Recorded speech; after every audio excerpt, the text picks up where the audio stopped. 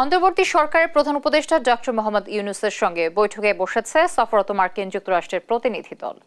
বেলা 11টায় রাষ্ট্রীয় অতিথি ভবন যমুনায় প্রধান উপদেষ্টার কার্যালয়ে বৈঠকটি শুরু হয়ে ঘণ্টাব্যাপী এই বৈঠক চলে। বৈঠকে যুক্তরাষ্ট্রের রাজস্ব দপ্তরের ডেপুটি আন্ডার সেক্রেটারি ব্রেন্ট নেইম্যান, দক্ষিণ ও মধ্য এশিয়া বিষয়ক সহকারী পররাষ্ট্রমন্ত্রী ডোনাল্ড লিউ সহ অন্যান্য কর্মকর্তারা উপস্থিত ছিলেন।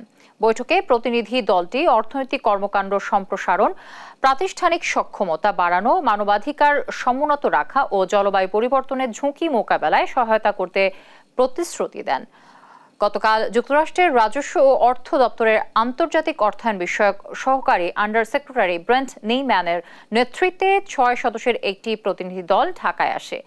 দিল্লি সফর শেষে বিকেলে এই প্রতিনিধি দলের সঙ্গে যোগ দিয়েছেন মার্কিন পররাষ্ট্র দপ্তরের দক্ষিণ ও মধ্য এশিয়া বিষয়ক অ্যাসিস্ট্যান্ট সেক্রেটারি ডোনাল্ড লিউ।